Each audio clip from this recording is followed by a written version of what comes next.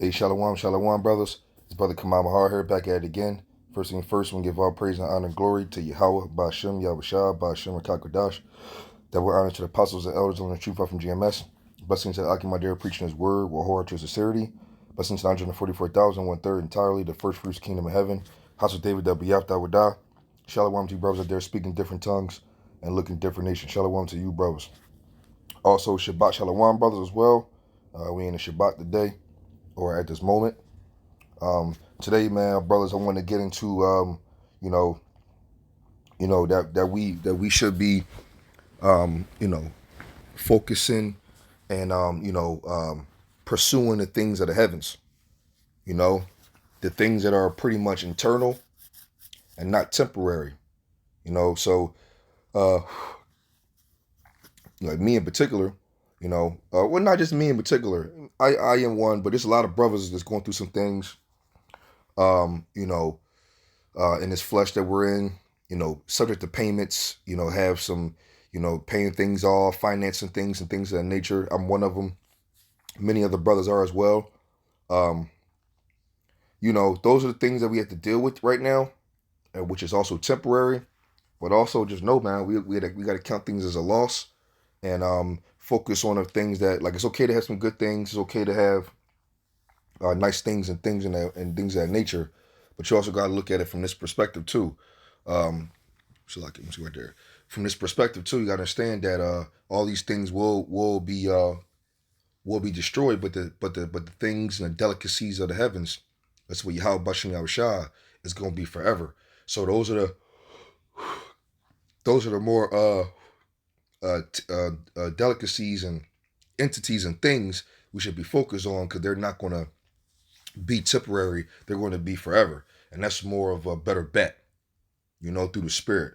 Just like how, on this side, carnally, you got basketball, you got soccer, you got baseball is another one, and even a little bit of football.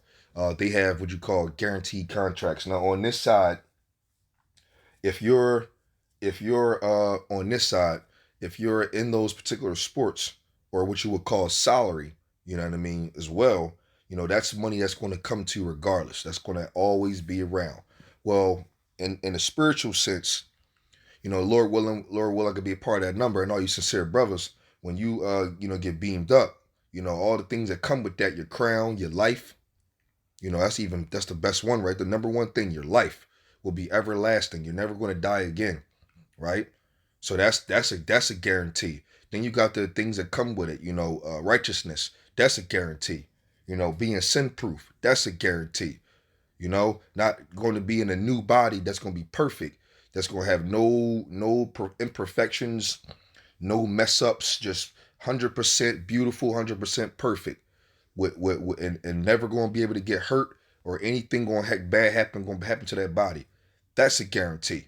You know what I mean? And also, like I said, you're going to be living forever and ever, ever. That's a guarantee.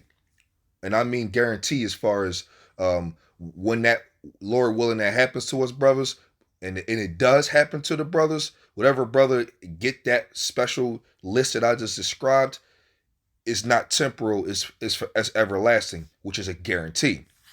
And it's a beautiful thing. Those are the things we should be putting our minds on, rather than if you're gonna be stressing out, stress out on the hope to have those things by doing the work and having faith in the Lord first and foremost. You know what I mean? Yahawashi. That's what you want to put yourself in a position to do, in order to put yourself in a position to get this list that I just made up. Well, I didn't make up, but I just created through the scriptures. So let me I started first, which is 2 Corinthians 4. The point is in 18, but I'm gonna go ahead and start at 17. It says, for our light affliction, which is but for a moment, worketh for us a far more exceeding and eternal weight of glory. You see that? So the things we're going through right now, it's like, all right, cool.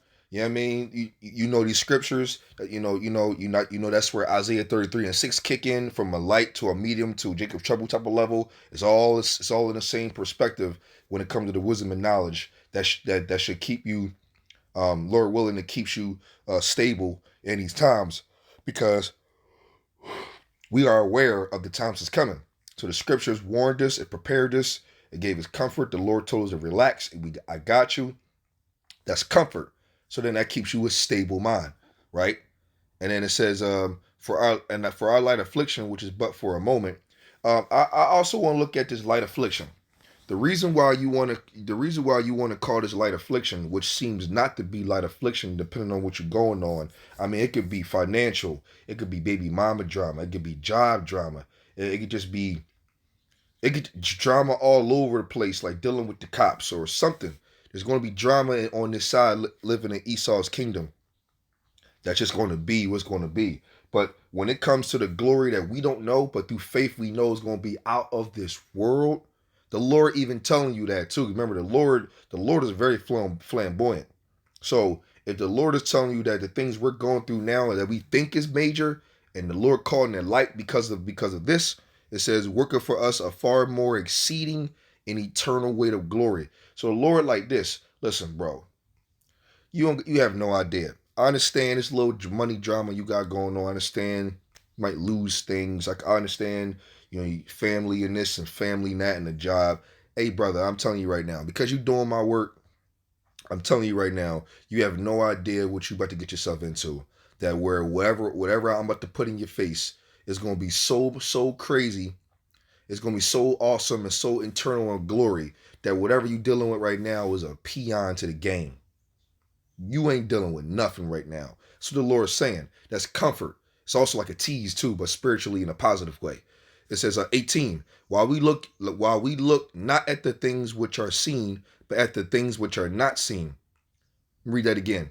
While we look not at the things which are seen. Right. So the things that we see now, it's like, all right, well, I got a car, I got a crib, which is a good thing. You know what I mean? And then, as far as right now, because it's things that you need at this moment.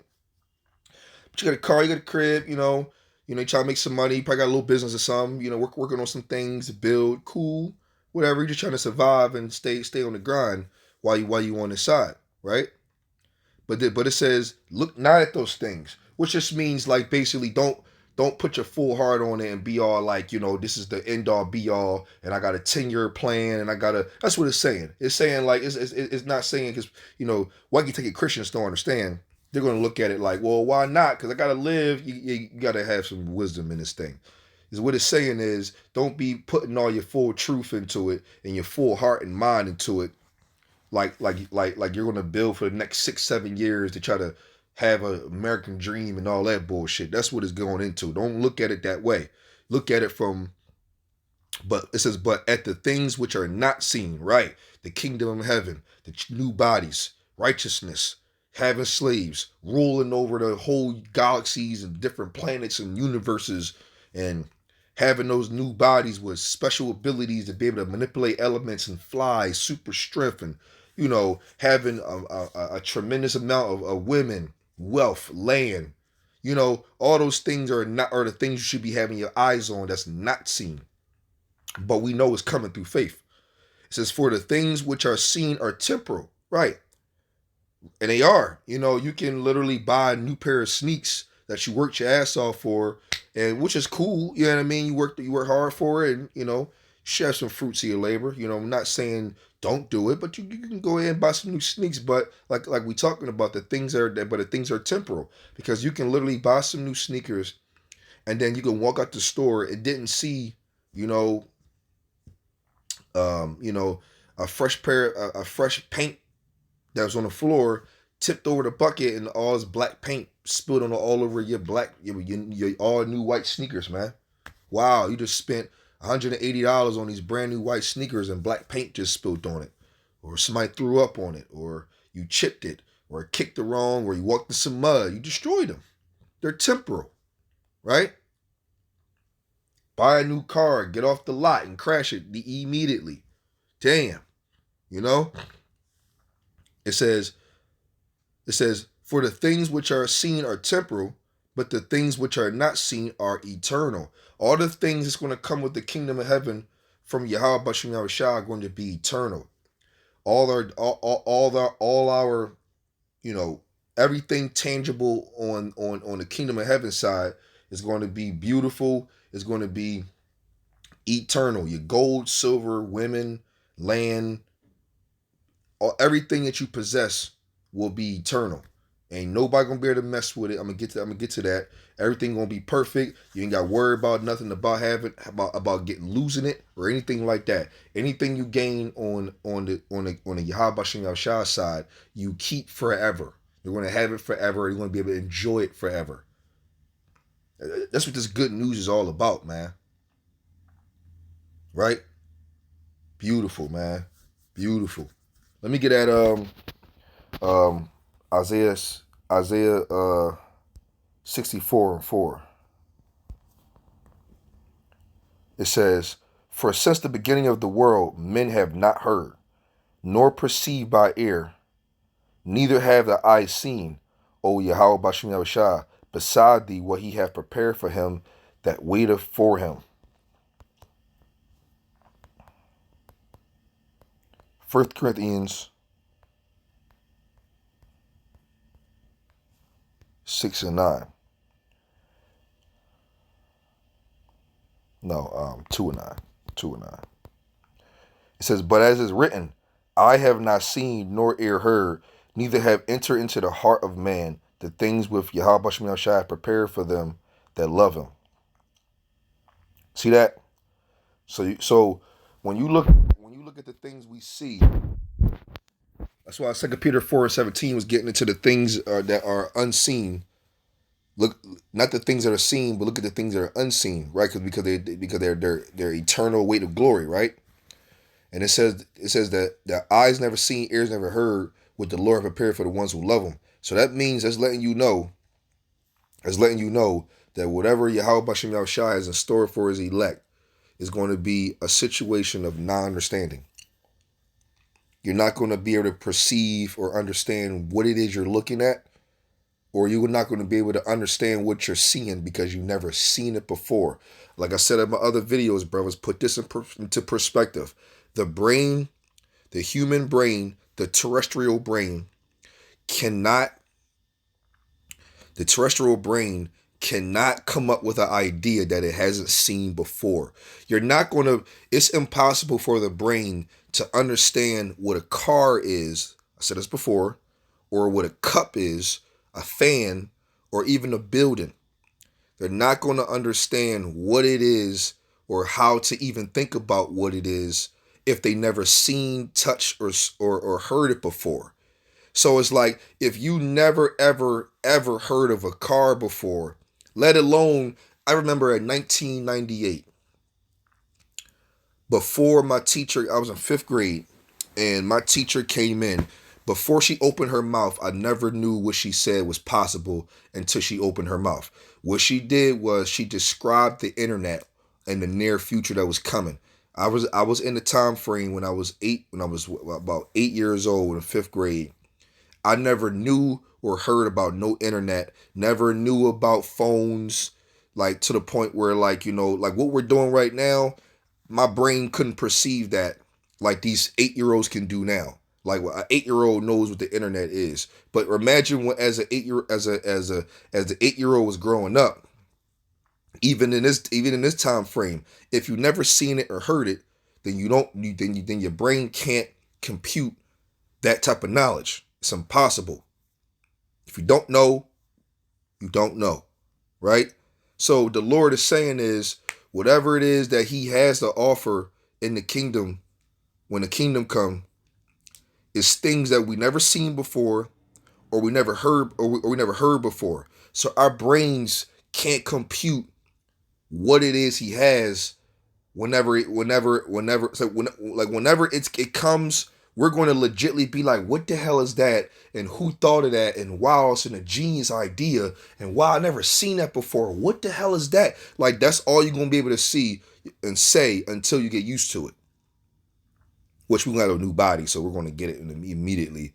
But the concept still remains. Like when humans are trying to, compute themselves or event like innovation or coming up with a new idea, it's always based on an idea or a concept that was already implanted in their minds already for them to be able to,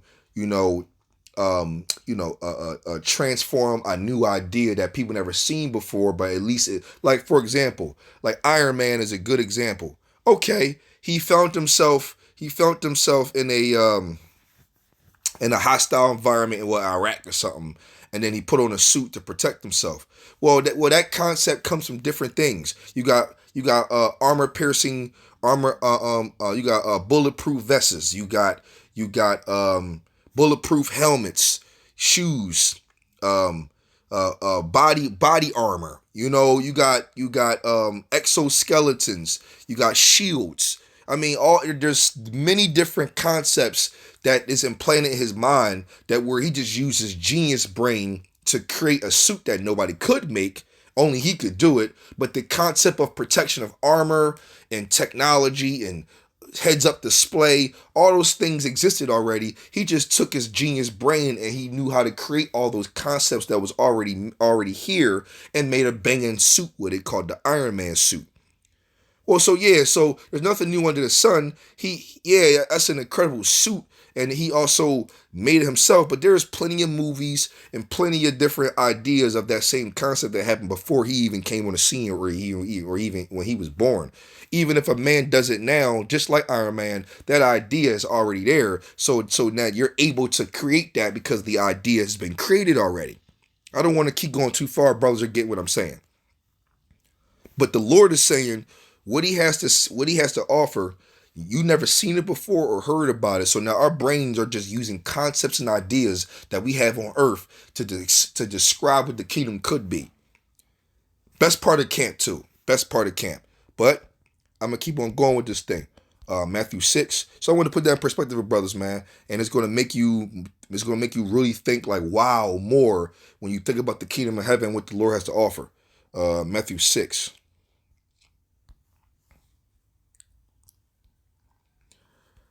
Okay, Matthew 6, and I'm gonna start at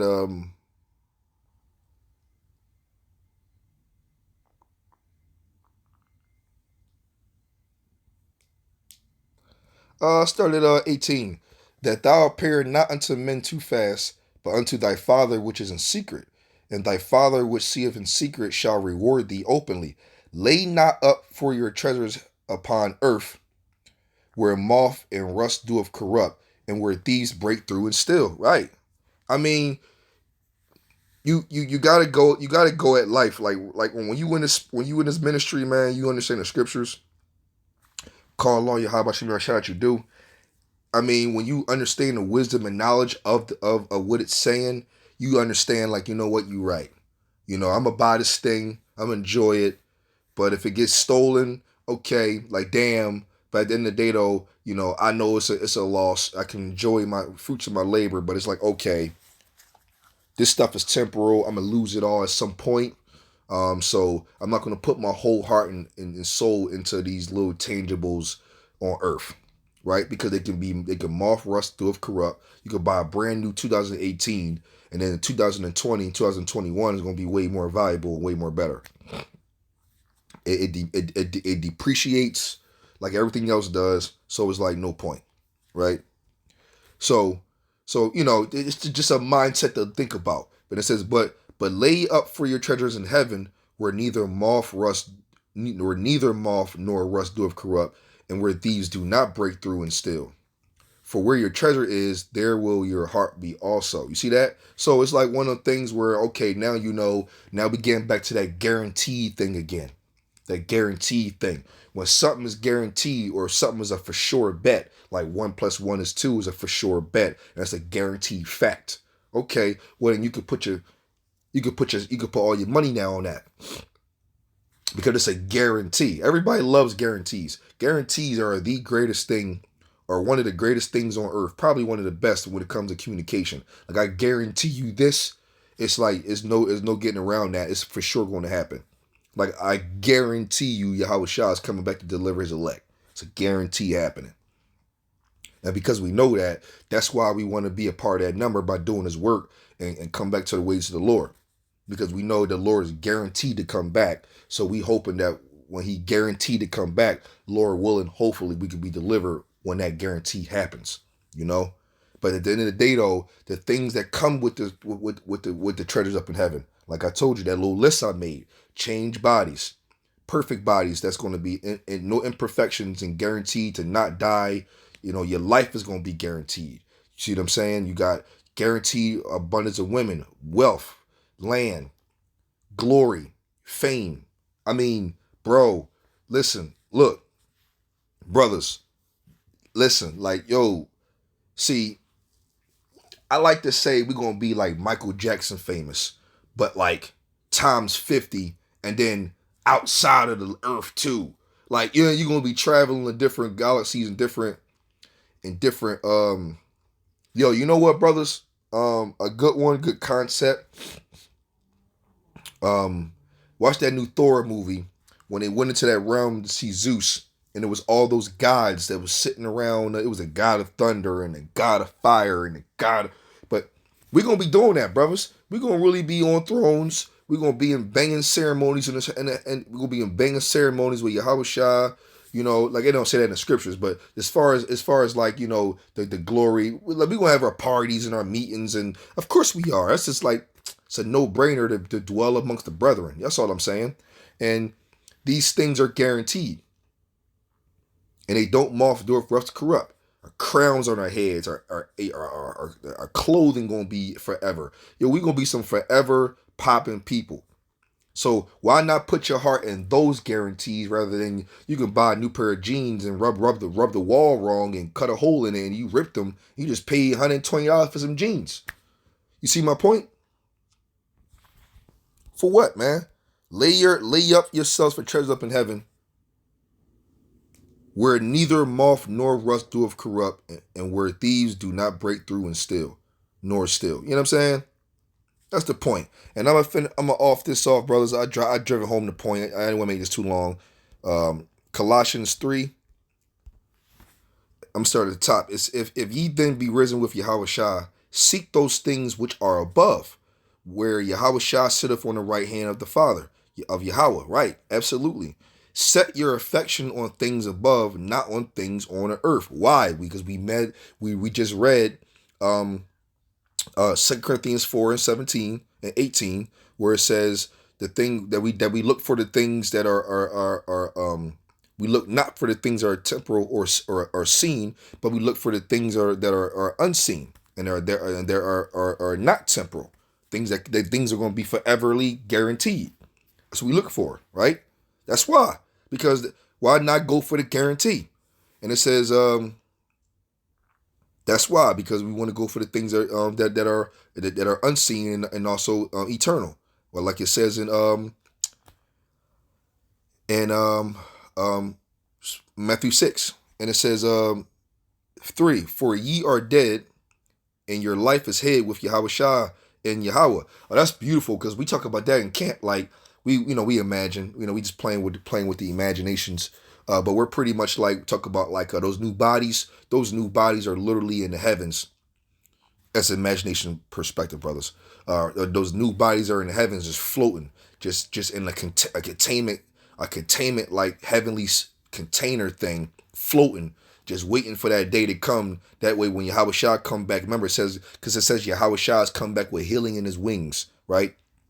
And also it says that his reward is with him to give every man according to his work shall be, right? Right. So the righteous man gonna get the new body, and the negative man gonna get the destruction, right?